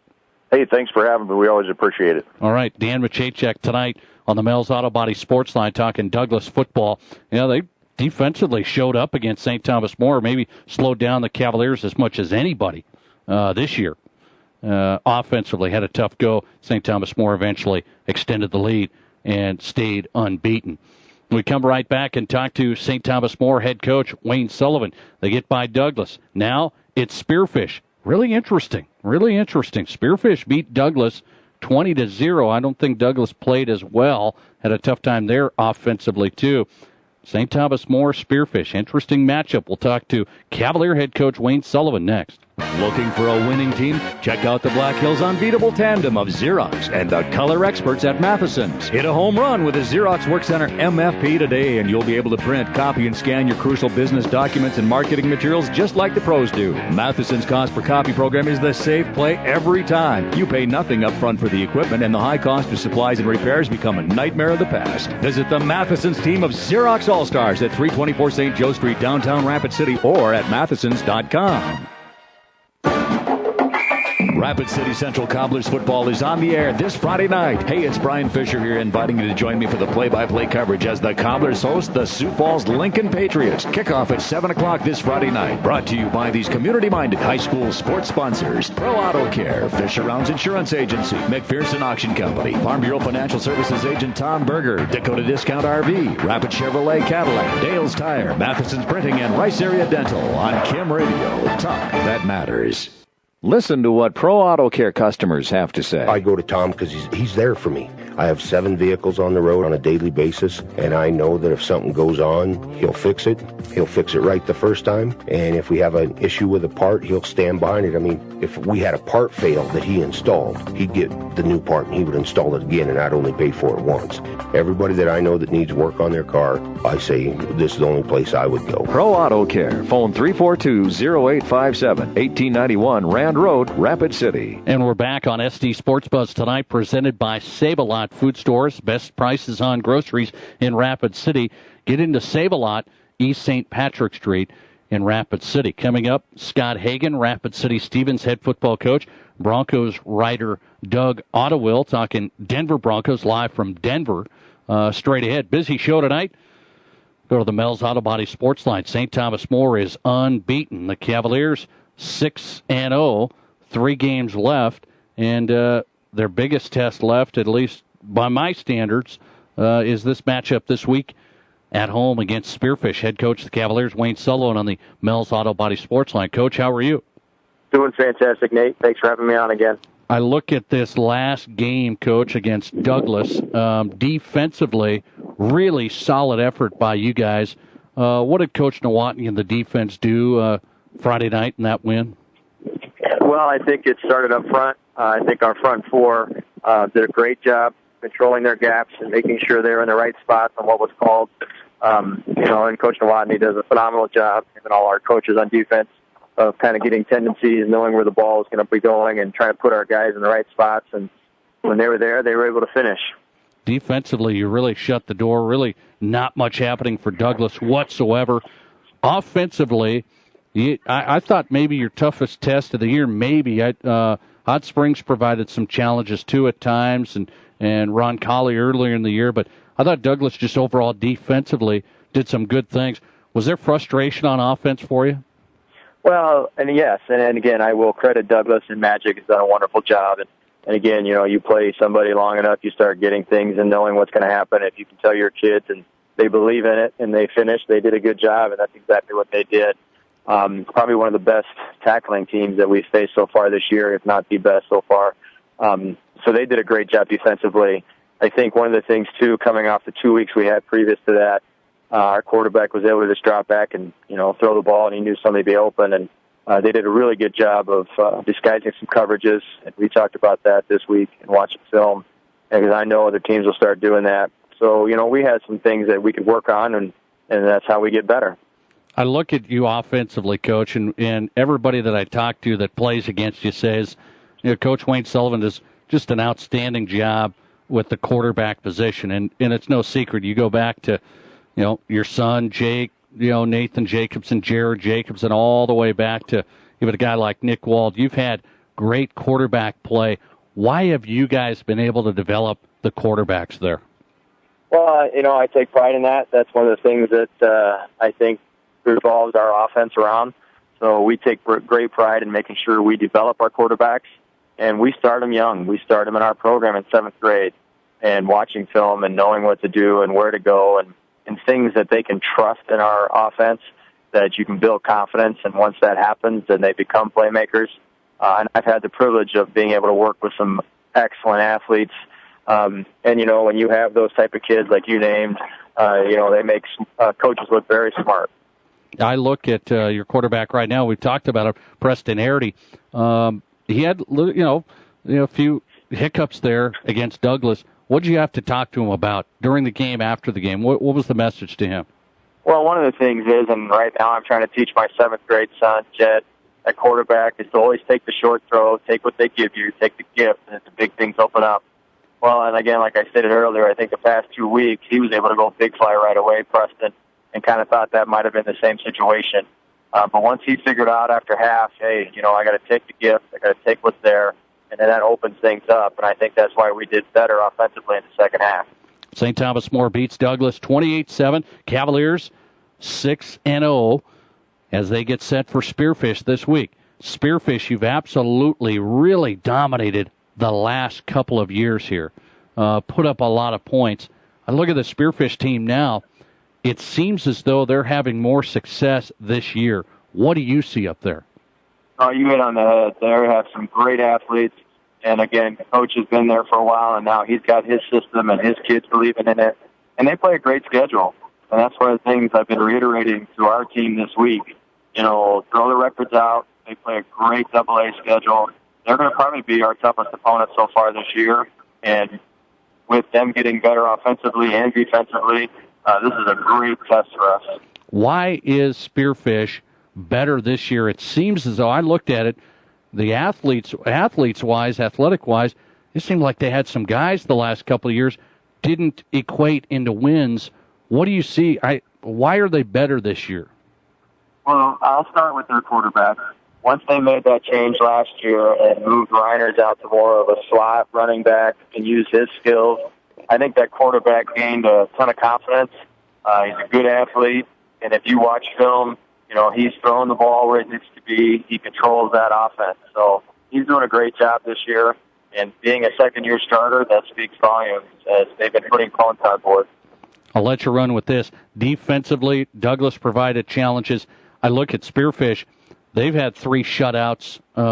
They've had a couple of games where they were a little inconsistent. Defensively, what's their challenge that they provide? Well, I'll start with their up front. They are big up front. They're physical. They fly the ball, and they've got great linebackers. And again, they've got a corner that's been starting for, I think, 3 years. The Fox young boy, he's going to be a test. So we're going to have to be very precise. We're going to have to execute. We cannot turn the ball over like we did against Douglas.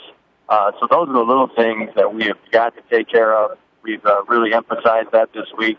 If we're going to be successful, we got to get back to playing our football. St. Thomas More at home against Spearfish Friday. Cavaliers 6-0. Spearfish 3-3 through a pretty challenging schedule. Head coach at St. Thomas More, Wayne Sullivan. Thanks, Coach. I appreciate it, Nate. All right, Wayne Sullivan tonight on the Mel's Auto Body Sports Line. St. Thomas More head coach. They're rolling right now. They are rolling. Interesting game. I think their biggest test of the season left, no doubt. And maybe their biggest test. You throw in Hot Springs. They've had a good year too, but Spearfish, cautiously optimistic here that they're quite a bit better than they have been the last couple of years. That's a 6 o'clock start time at St. Thomas More on Friday. We come back, talk Denver Broncos football.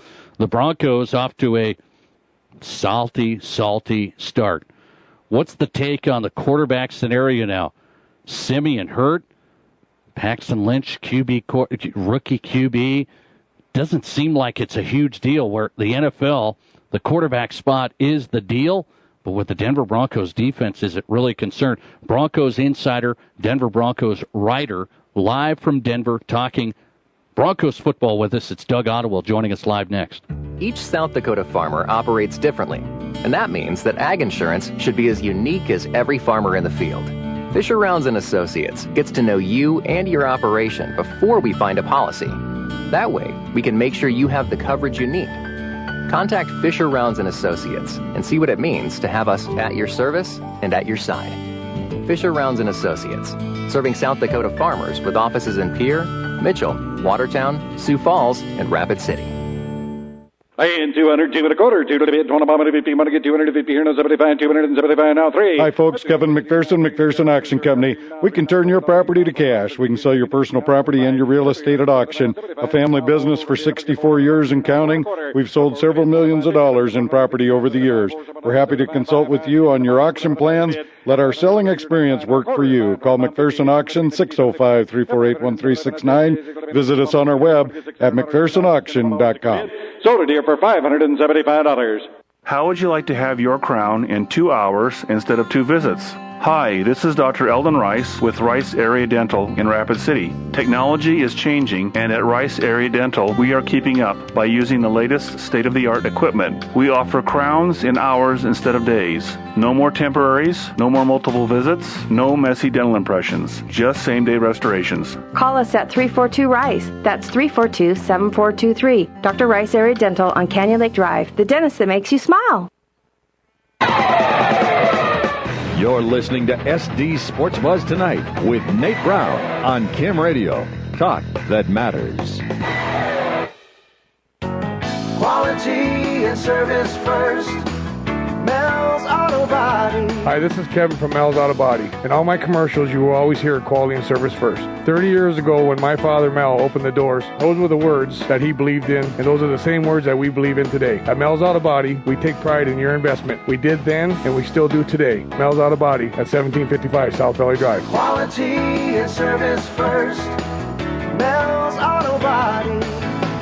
Live on the Mel's Auto Body Sports Line from Denver, Broncos insider Doug Ottewill with Mile High Sports Magazine, milehighsports.com, and Mile High Sports Radio joins us on SD Sports Buzz tonight. Nate Brown back with you on 106.7 FM, Kim Talk Radio, and streaming online at sdsportsbuzz.com. We'll welcome in Doug Ottewill. Doug, how are you? I'm good. How you been, Nate? I'm doing good, man. This is a interesting start to the Broncos season, where if you were to tell me at the beginning of the year, we've talked a lot here and I've had you on, and 4-0 start, I wouldn't have said that. Yeah, everybody's looking at this schedule too. Is it the most challenging? Well, Panthers, tough, even though they've kind of had some hiccups here. Colts, Bengals can be competitive. Buccaneers, they've been a little.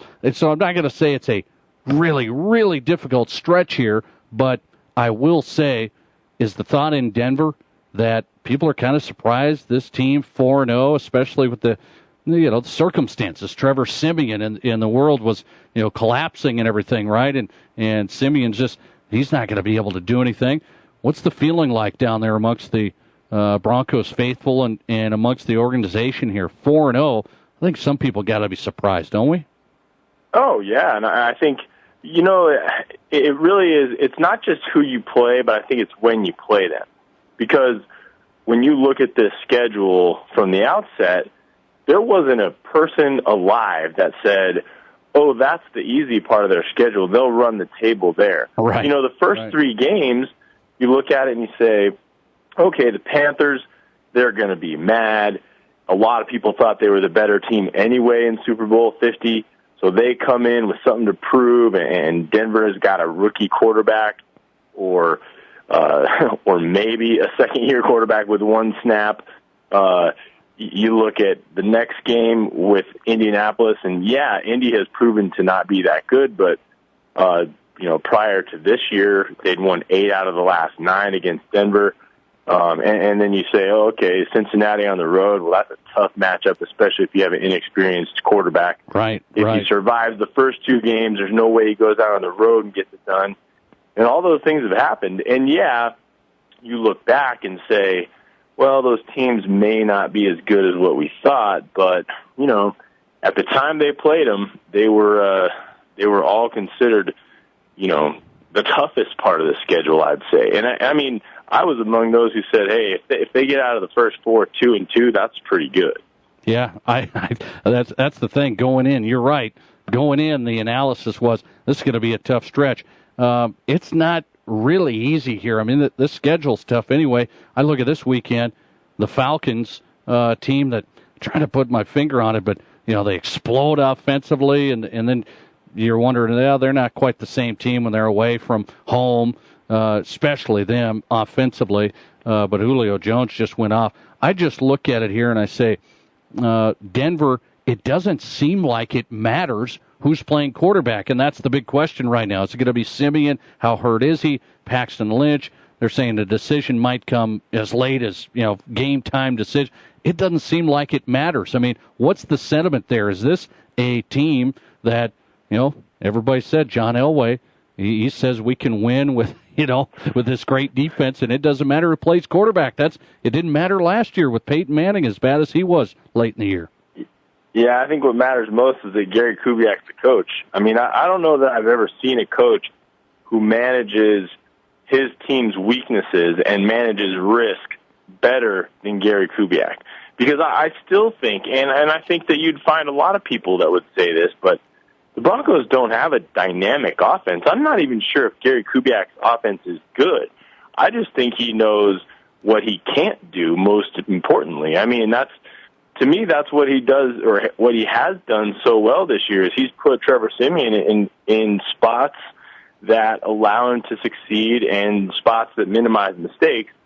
And then you fast forward to this Tampa game, and Paxton Lynch comes in, and what does he do? He changes the whole game plan. He puts him in shotgun or pistol and says, well, here's the plays that this guy runs the best.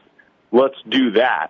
And I think it was just a very telling scenario that, the whole game they're trying to establish the run, they're playing from under center, and you put Paxton Lynch in, and it's the word is that he just doesn't have a huge percentage of the playbook mastered. His footwork isn't quite where it needs to be. I mean, everybody can see the athlete that he is. Everybody can see the arm that he has, but he doesn't really have full grasp of things in terms of the offense. So I thought it was brilliant that Gary Kubiak just gave him plays that he could handle, and it proved to work. But, you go ahead to this week, and the word is, at the moment, that Trevor Siemian is still the starter. That said, he didn't really practice today. He didn't take snaps. Lynch took all the reps. So I think that they're hedging their bet, but they're very careful about making any definitive statements. I mean, they've basically said, hey, Trevor's our guy, but you know what? If he's not quite ready to go, then we'll just go with Paxton Lynch. Well, I think Gary Kubiak believes, and I think he wants it to be Trevor Siemian, just because Trevor Siemian has a much bigger grasp of this playbook and this offense. But, the fact that they got what they did out of Paxton Lynch and they saw what they saw, I think they're pretty confident with whatever ends up happening by Sunday.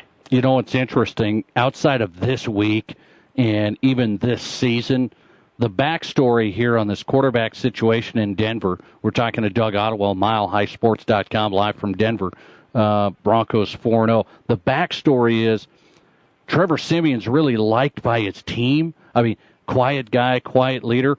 The team I'm getting really likes him, and dispute whatever's wrong here if I'm wrong. They like him. I'm just looking at it. The Broncos seem like they think he's not the future. Otherwise, you wouldn't have drafted a Paxton Lynch. So how's that dynamic playing out here? I mean, maybe I'm looking too far ahead, but I'm just, Trevor Siemian, if he plays well, has a great season, the Broncos, make a run here, you can't really bail on him. But it seems like they weren't quite sold. Otherwise, you don't draft Paxton Lynch. Yeah, I mean, I don't think that anyone within the organization would say, we were sold on Paxton Lynch prior to the draft or even prior to the start of the season, really. I mean, he was as much unproven as Paxton Lynch. He just happened to be around long enough to know the plays better. I think at the end of the day, you're right. The team does like Trevor Siemian. He's a likable guy. He's kind of just cool as a cucumber. Not much rattles him. I mean, he's not a real rah-rah guy. But he's also, he's kind of quietly tough and quietly very well prepared. So I think his teammates definitely have a respect of him. He's earned the respect of the locker room. I get the feeling, and we've talked about this a lot on air at Mile High Sports, but I think that there's going to come a day when John Elway and Gary Kubiak have a closed-door meeting, and I think the ultimate end game is that John Elway is going to say, all right, it's time for Paxton Lynch to play. And I think that's just going to be the way it goes. I really don't know that I would say it would happen this season, because why rock the boat? I mean, sure, if they go into a 3-game skid or something like that, then I think that conversation's coming, because I think you see it with Dak Prescott, and you certainly see it with Carson Wentz. Like, these guys are ready to play, especially athletically. I think the biggest adjustment, the biggest difference between Paxton Lynch and those guys is mastery of a pro-style offense. And Prescott's kind of a unique situation because he played in an offense that really wasn't all that dissimilar to Paxton Lynch. I mean, it was a simple college offense that's predicated on athleticism and making sort of, draw it up in the dirt kind of plays and reads. And both those guys are really good at that. I think the fact that Trevor Siemian's playing so well is just a bonus. They just get that much longer to get Paxton Lynch up to speed. So the leash is short. I mean, the leash is short. That's pretty accurate, right, for Trevor Siemian. Yeah, leash is short. I think that's fair. The other thing that was interesting, and I don't know if you saw this, but Adam Schefter came out earlier in the week and sort of, and with the internet and Twitter and everything these days, you never know what's really a story versus a suggestion versus clickbait.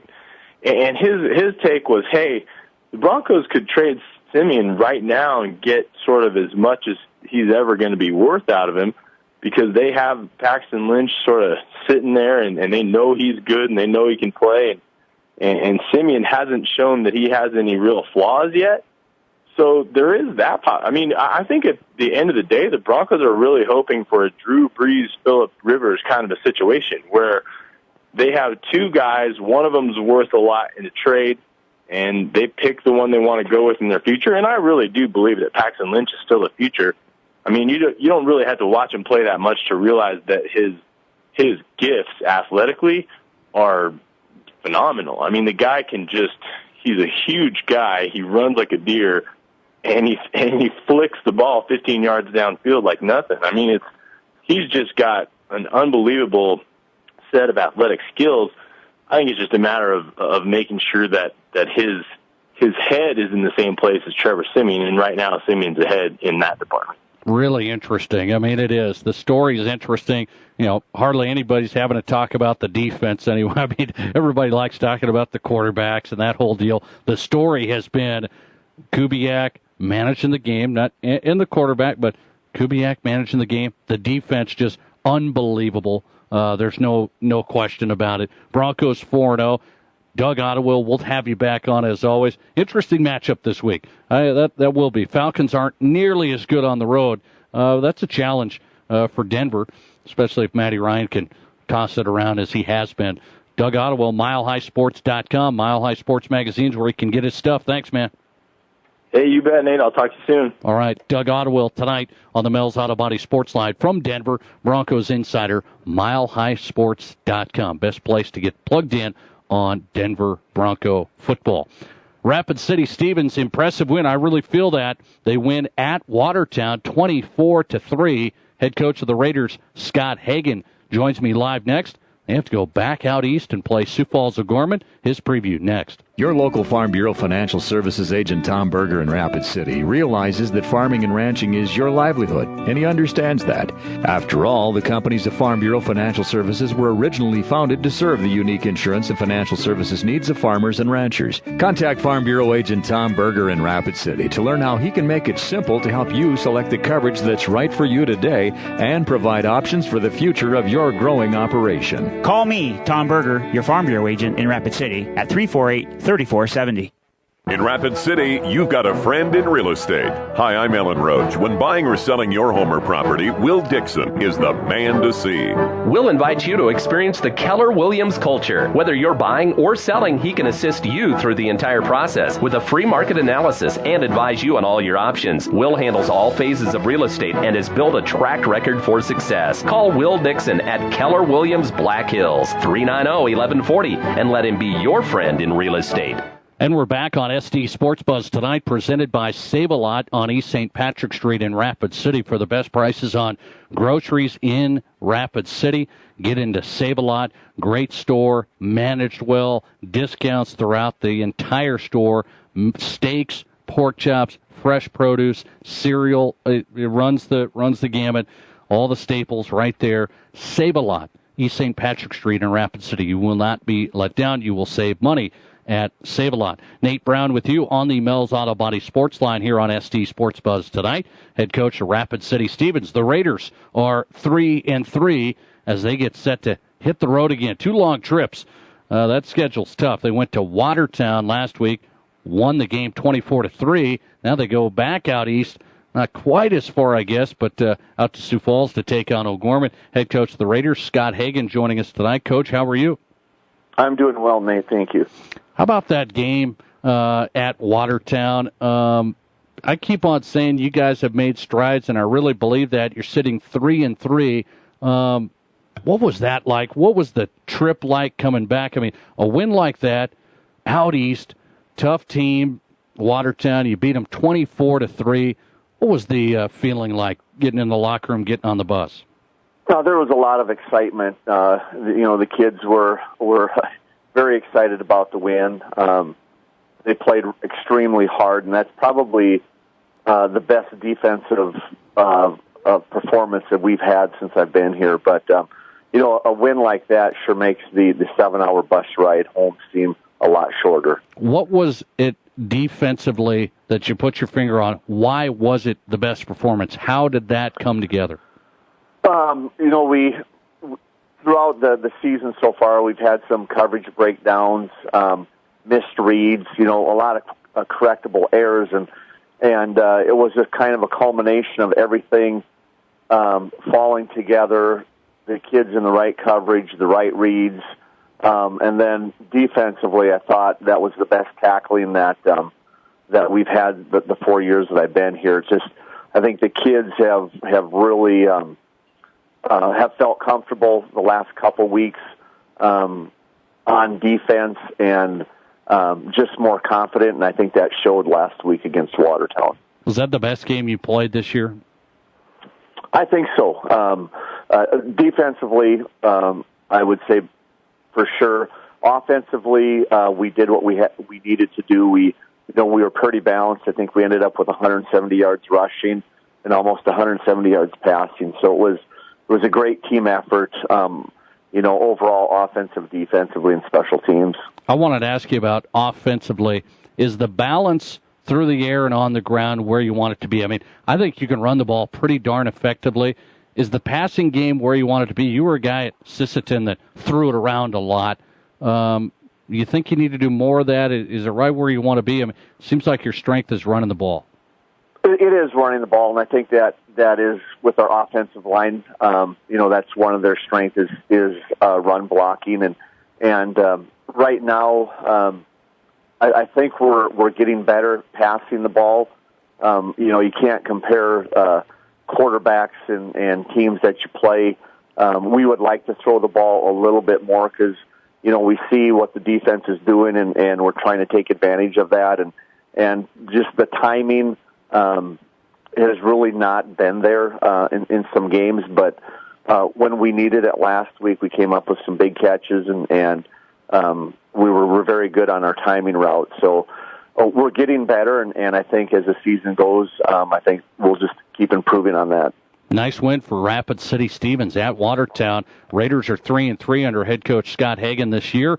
They beat Watertown 24-3. Something interesting was doing, and we just happened to score on the play. Coach, are you always cautious? Because, I said it at the beginning of my show tonight. You've been on the other end of plays like that. You just mentioned it. Not only, I feel like the last couple of years, but you said even this year, but the last couple of years, there's been some tough goes in some games that have really gotten out of hand. Are you always cautious when you being careful about, hey, don't run up on the score on us? I never really heard that from you the last couple of years. No, and like I said, my philosophy has always been that if we don't want the other team to score, we have to stop them. That's our job. And I'm not asking any team to take a knee against us, whether they have their first string in or second string. I really dislike telling our kids that have worked hard all week, especially if you get a second team in there, go in there and take a knee. That's not what they want to do.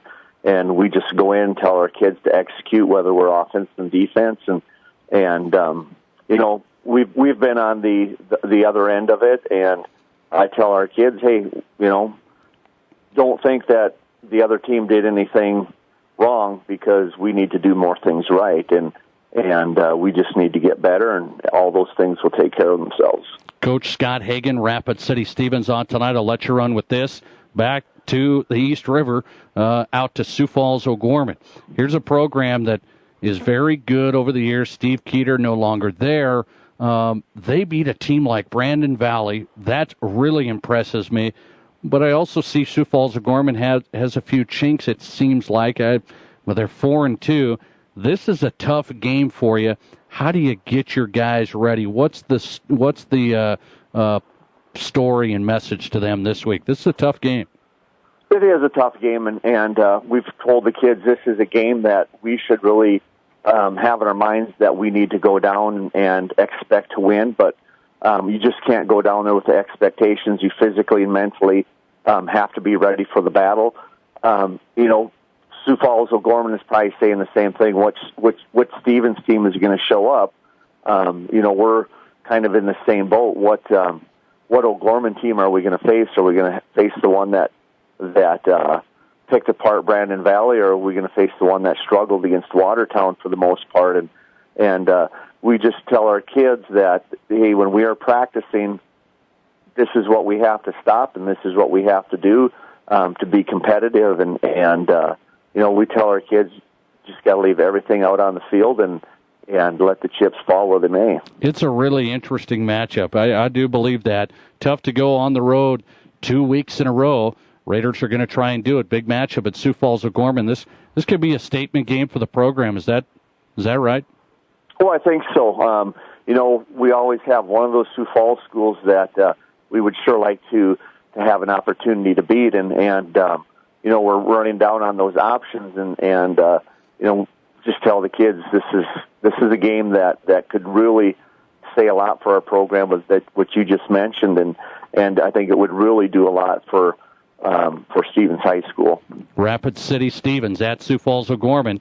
Friday, head coach of the Raiders, Scott Hagan, is they're 3-3, taking on 4-2 O'Gorman. Coach, always appreciate your time. Thanks. Thank you very much, Nate, for having me on. Scott Hagan tonight on the Mills Auto Body Sports Line here on SD Sports Buzz tonight. Interesting games this week, I'm telling you. Really exciting stuff on the high school scene. A big matchup for South Dakota Mines on the road in the Rocky Mountain Athletic Conference at New Mexico Highlands. The Hard Rockers trying to move their record to 5-1. Good stuff this weekend. We'll have all of it next Wednesday when we're back with more guests. Thanks to all my guests tonight. Really appreciate their time. The coaches, they got a lot on their plate. I mean, they really do. And they give me a lot of time each Wednesday night. Really good stuff when I get to talk to all these coaches. And thanks to you for listening, South Dakota sports fans. Always good to have you on the program. We will be back next Wednesday, better than ever. If it's Wednesday night, it's SD Sports Buzz tonight here with Nate Brown. Have a great week. See ya.